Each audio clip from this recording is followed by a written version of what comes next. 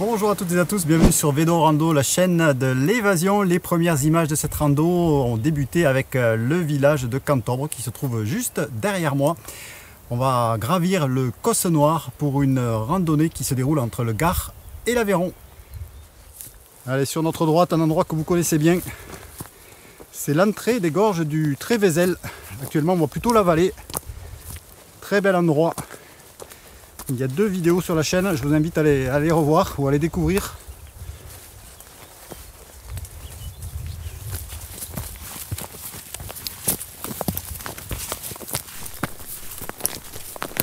On est en train de passer une montée assez raide sur les flancs du Cosse Noir et ça sera la seule question que je vous poserai. Pourquoi ce Cosse s'appelle-t-il le Cosse Noir? Bon, je pense que la plupart d'entre vous doivent avoir la réponse, mais sinon vous cherchez un petit peu. Et dans le courant de la vidéo, je vous donnerai la réponse. Si vous aimez les odeurs de thym, eh n'hésitez pas à venir ici parce que ça fait 20 minutes qu'on a cette odeur qui nous embaume. Il y en a partout. C'est pas désagréable. J'attendais une montée beaucoup plus sèche et finalement ça se passe sans problème. Un sentier très élégant, bien tracé, qui contourne les barres rocheuses. On n'est pas tout à fait encore sur le plateau, mais on y file à la vitesse grand V.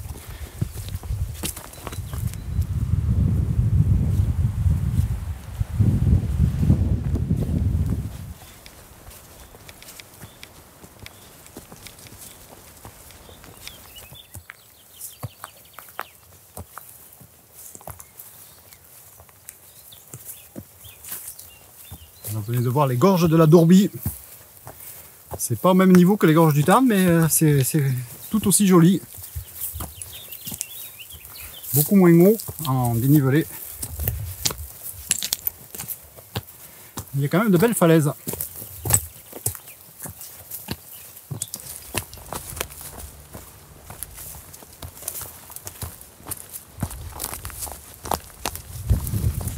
On se dirige vers cette fameuse grotte traversante.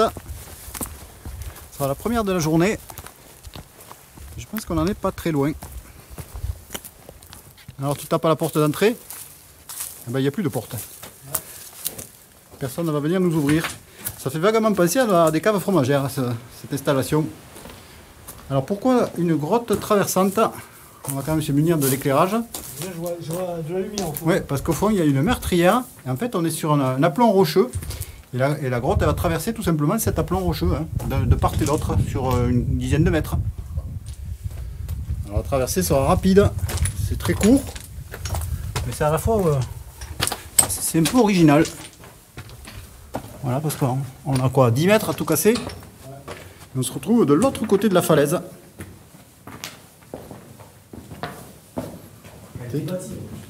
Ah oui, le mur, ah ouais, finalement il était fermé, ouais. Et oui, oui. À l'origine, ça devait être ouvert carrément. C'était une... Ouais.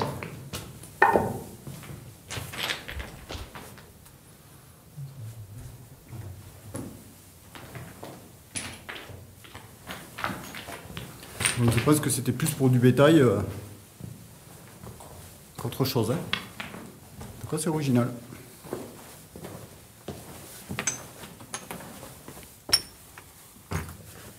Juste une hauteur d'homme là, il ne faut pas être très grand. Hein.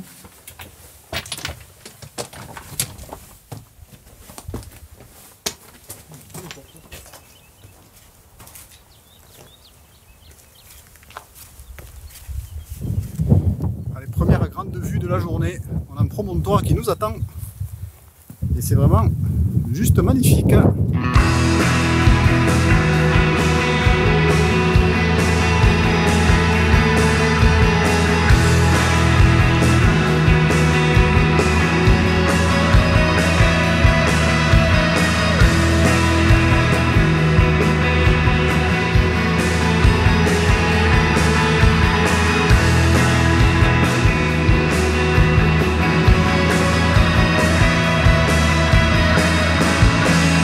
I wish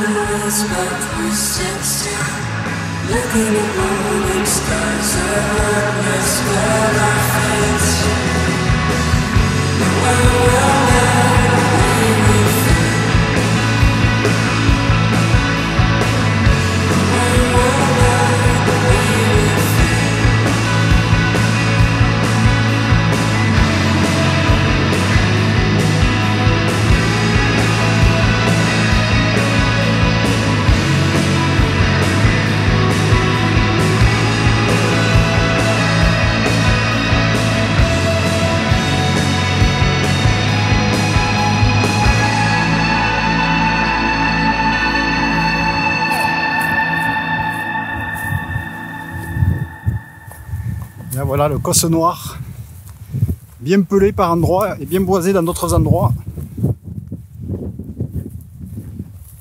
Environnement typique. On est en train d'arriver sur le point haut du parcours, ça s'appelle les Bouissades, 866 mètres, je le dis entre deux rafales de vent. Ah, il y a des bêtes à cornes là, qui nous attendent.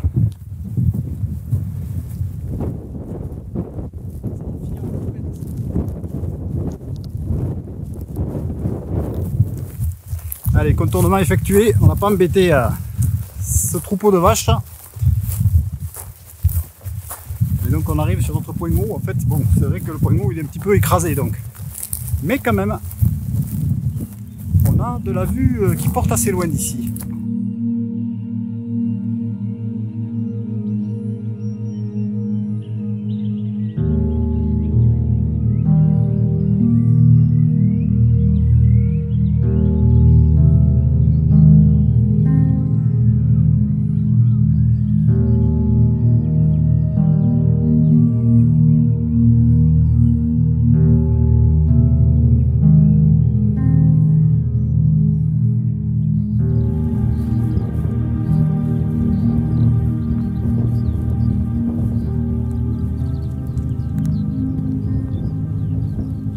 Je vous parle rapidement de ce parcours que j'ai trouvé sur l'excellent site randonnée Cévenol, mais je l'ai remanié pour rajouter une section et en enlever une autre.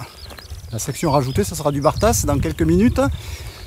Et puis à l'horizon, vous apercevez le village de Revens. Je vous mettrai tous les liens dans le descriptif sous la vidéo. Alors je vous ai passé une partie quelque peu ennuyeuse. Il n'y avait pas de grands intérêts sur cette piste caillouteuse. Et donc là, on va s'en écarter un petit peu pour se diriger progressivement vers le village de Revens. Il n'y a pas à dire, ce village il est quand même bien isolé parce qu'il est sur le bord du Cosse. Il est sur le bord du Cosse Noir. Et d'ailleurs, au passage, je ne vous ai pas dit qu'on se trouve sur la partie la plus au sud, la plus méridionale du Cosse Noir. Allez, on a Revens. À combien? 250 mètres, 300 mètres. Mais quelques centaines de mètres avant, on va tenter de tourner sur la gauche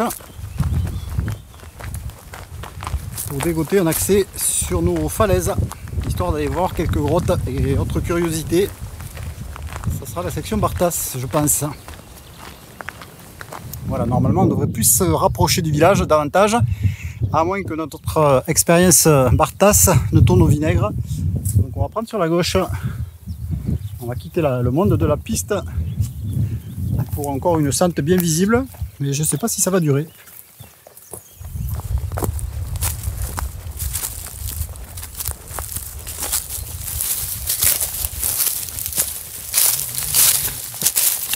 Alors ce sentier, ne le cherchez pas sur les cartes IGN, il n'y est pas, il n'existe pas, il n'est pas tracé en tout cas. OpenStreetMap seulement. Pour l'instant, trajectoire nominale. Lionel.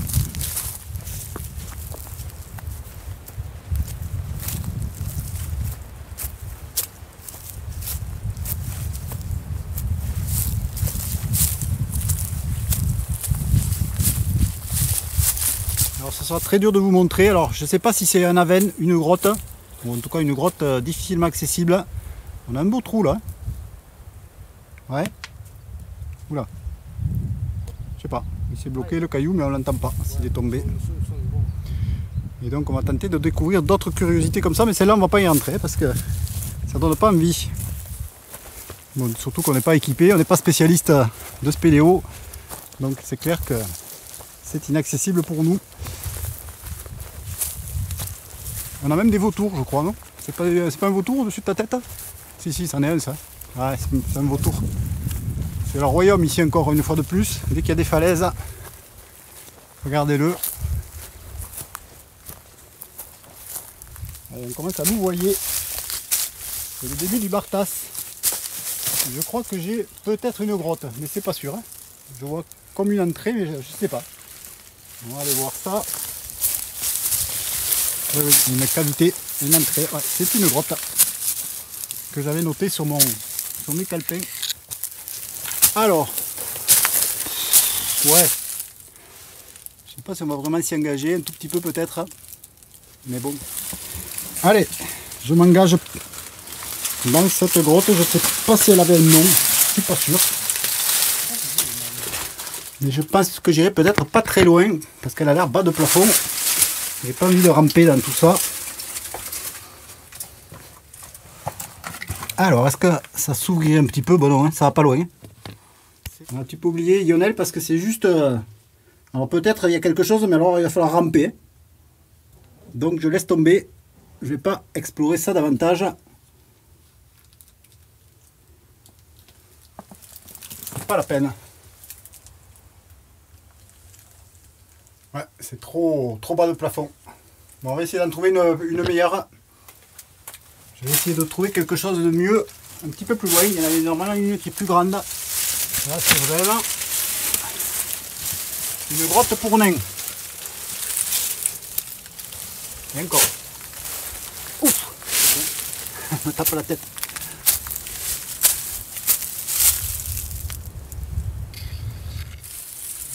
Voilà, on va pas fait de vieux os ici parce que c'est trop compliqué. Donc là, il faudrait perdre un peu de hauteur, légèrement. Ça, ça passe, ouais. Pour retrouver un semblant de trace. J'ai bien dit un semblant. Je pense qu'il y a des gens qui doivent y venir ici quand même. Enfin, ça va pas être les grosses foules quand même. C'est pas les grandes foules. Alors, bon voilà, c'est parti, on va pas gagner du temps. Parce qu'on est obligé de savoir à peu près où on va. Je pense qu'on est à peu près sur une trace, mais bon.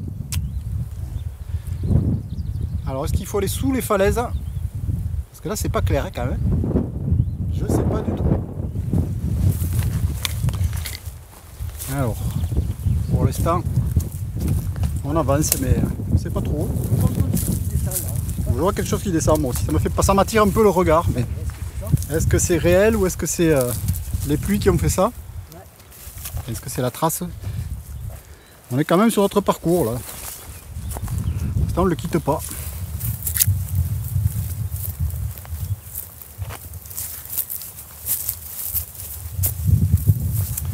J'ai Lionel qui m'indique que le sentier, ou en tout cas la mini-sente, semble se poursuivre. Donc on va continuer d'avancer. On voit quelques branches taillées par-ci par-là. Et là je l'ai perdu de vue, je ne sais pas où il est passé. Donc voilà un petit peu l'aspect, on est en train d'arriver sur une terrasse sous les falaises. Terrasse herbeuse.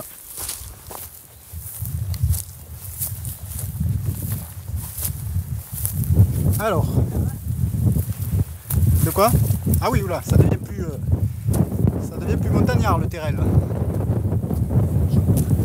Je sais pas où on va passer moi. Ben là normalement il faut repasser dessus hein, à cet endroit là. Non, pas dessous, hein. C'est pas dessous. Je l'avais un petit peu vu avant de le préparer, qu'il fallait passer entre les rochers. C'est ce qu'on est en train de faire. Voilà. Une belle remontée bien dure. Allez. Là, heureusement qu'on a le vent, hein, parce que commence à faire chaud, il va falloir quitter les couches. Quitter ce petit pull. Ça va, ça va. Ça remonte. Mal commode, mais ça passe. On voit quand même qu'il y a eu un léger passage.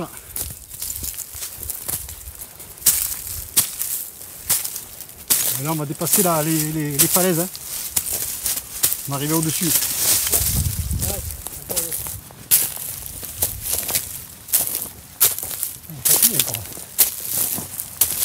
Les colliers.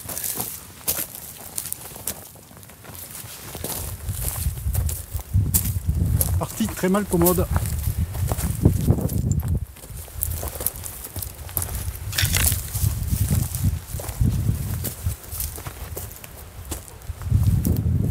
Et encore, on a d'autres falaises qui nous surplombent plus haut. Ouais. Je pense qu'il faut partir à gauche.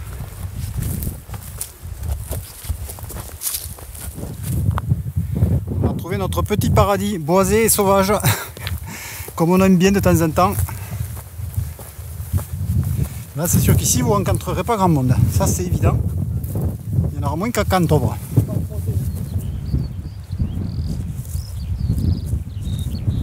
Et on arrive à la croix que j'avais repérée sur la carte.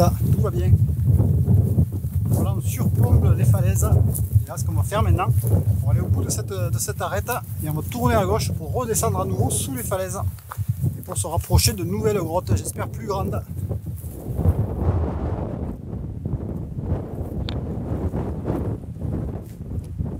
Alors l'objectif ça serait de descendre au pied de ces barres rocheuses.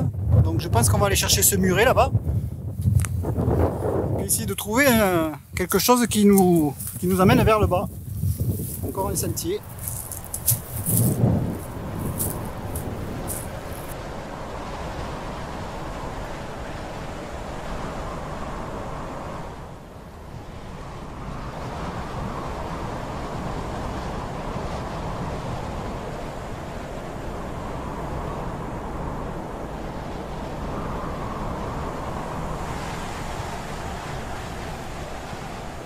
Donc on est dans la phase de cet aller-retour pour essayer d'aller trouver une grotte. Pour l'instant je pense que c'est pas mal. Il faudrait accéder à la base des falaises. Mais va-t-on pouvoir? Bon alors là on fait quasiment tout au GPS parce que c'est à peine kerné par endroits. Mais c'est pas du tout évident le cheminement. Je ne serais pas passé là d'ailleurs pour aller à la base des falaises. Je ne sais pas si on va y arriver. Mais on continue. On garde le moral. Ouais, là, il y a comme un sentier ici. Hein. Voilà où on se dirige. On était tout à l'heure au-dessus de ces falaises de quoi? D'une quinzaine de mètres de haut environ. Et là, on va tenter d'aller chercher la base pour dégoter nos une ou deux grottes. On va voir ça. Je pense qu'on sera les deux seuls de la journée. Peut-être à venir.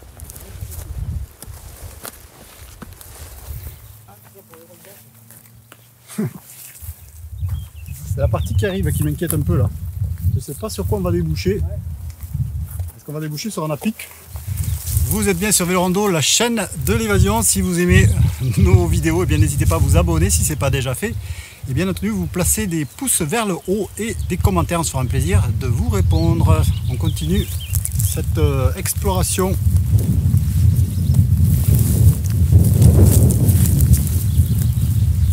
Alors. Ah, joli coin là quand même. Ceux qui aiment les falaises comme nous, là, ils sont servis.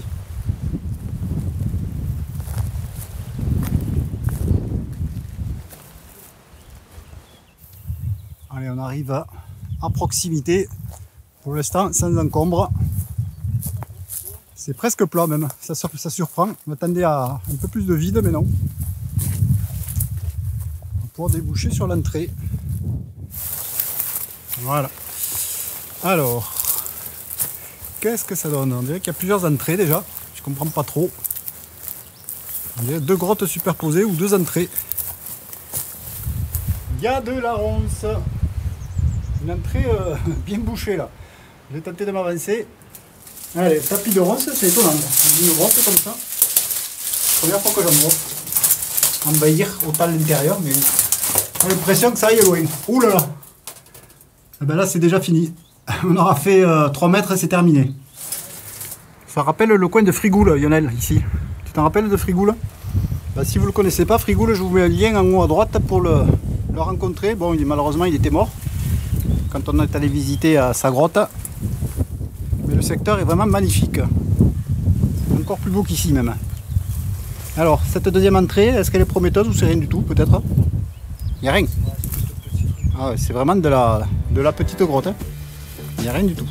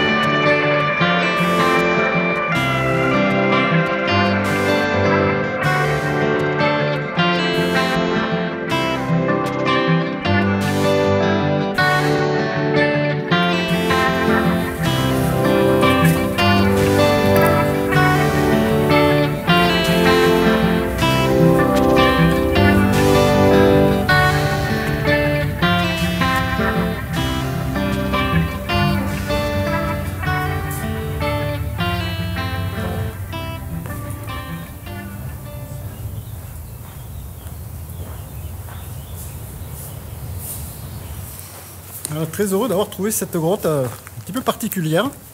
Ça ne s'enfonce pas excessivement loin, mais ça n'a plus rien à voir avec les autres. Couleur assez étonnante dans ce calcaire tout blanc. Là par contre je ne regrette pas d'être venu. Mais maintenant il va falloir tenter de retrouver en marche arrière tout notre itinéraire de tout à l'heure. On va voir si on a le sens de l'orientation. Bon, on a quelques GPS pour nous aider quand même malgré tout. Mais il faut ouvrir l'œil.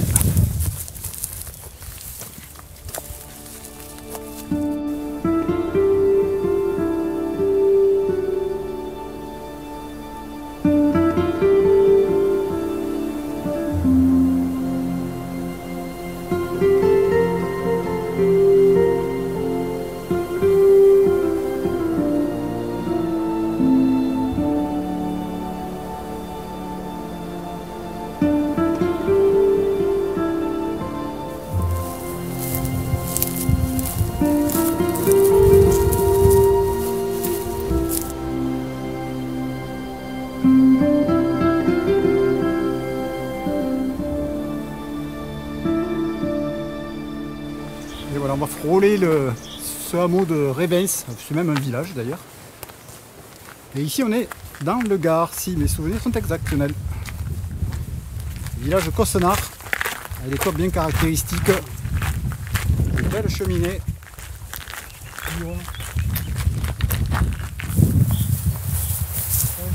Ouais, là on retombe carrément sur un sentier beaucoup mieux tracé, balisé en jaune.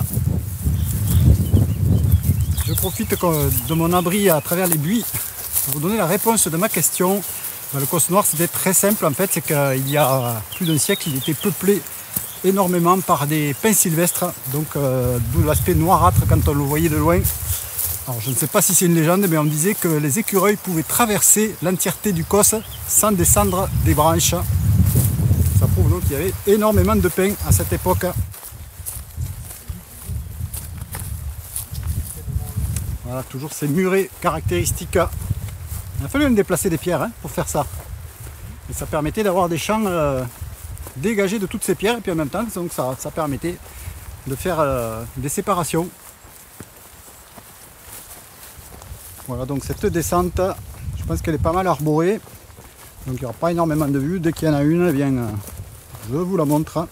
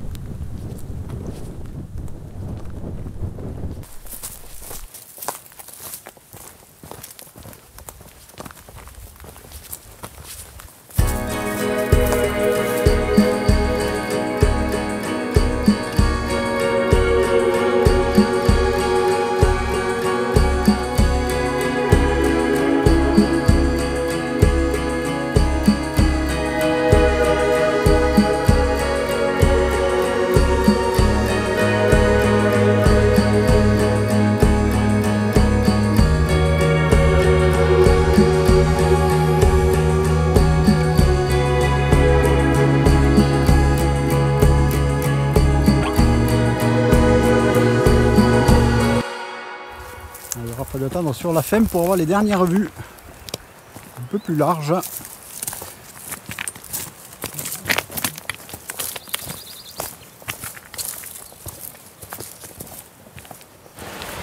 On débarque au hameau des Gardiès avec les eaux de la Dourbie. On va bien aller piquer une tête là. On commence à sentir la chaleur qui monte.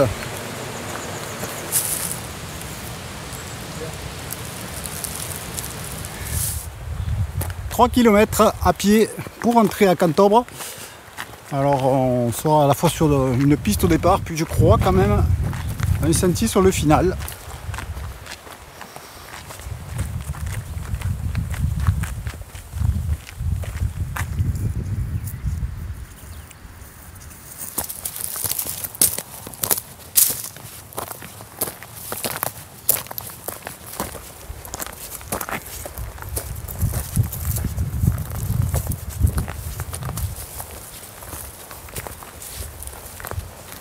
De retour aussi. Avant de vous montrer les rues de Cantobre, eh bien, on va se rendre sur un site d'escalade. Il paraît qu'il y a une belle vire à parcourir, donc on va pas s'en priver.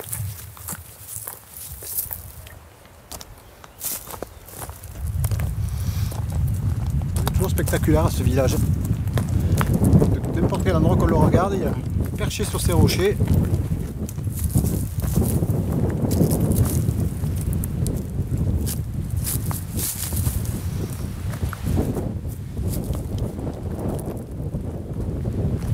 Cantobre, c'est une sorte de nid d'aigle, en quelque sorte.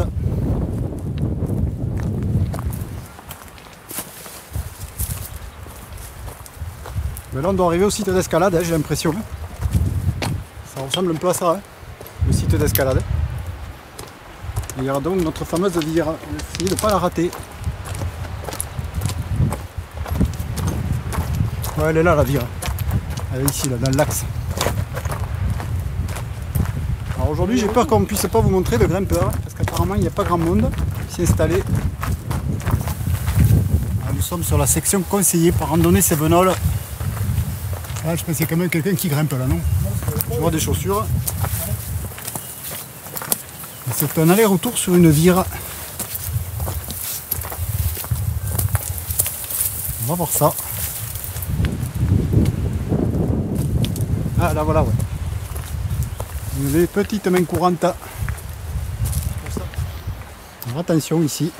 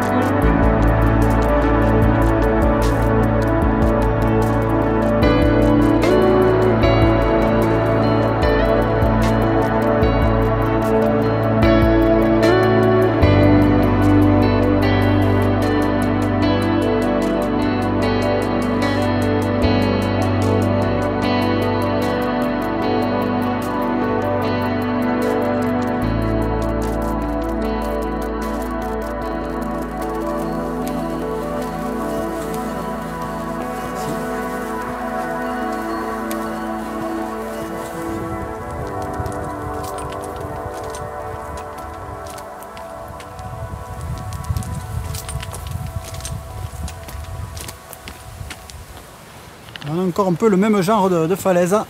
Et bien là voilà la fameuse baume peut-être. C'est celle-là hein, dont je te parlais. Bah oui.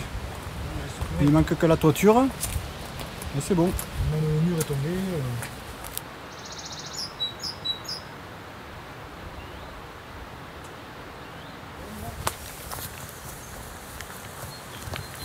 Et voilà, la voici l'ombre qu'on attendait depuis quelques kilomètres.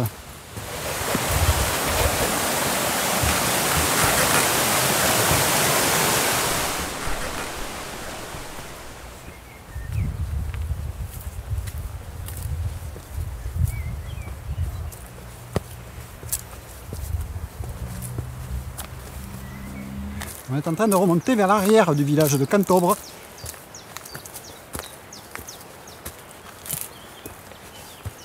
À la fin, ça monte sec. Hein. Ah oui, c'est un petit boyau.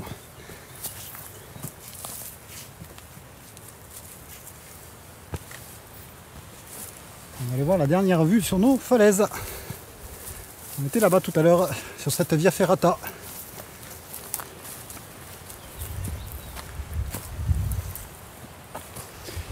J'espère que vous avez aimé cette vidéo, merci de l'avoir regardé jusqu'au bout, pensez à laisser des commentaires, des pouces vers le haut. On se retrouve très bientôt sur la chaîne avec Lionel qui sera à nouveau de la partie j'imagine. Belle randonnée à vous, salut!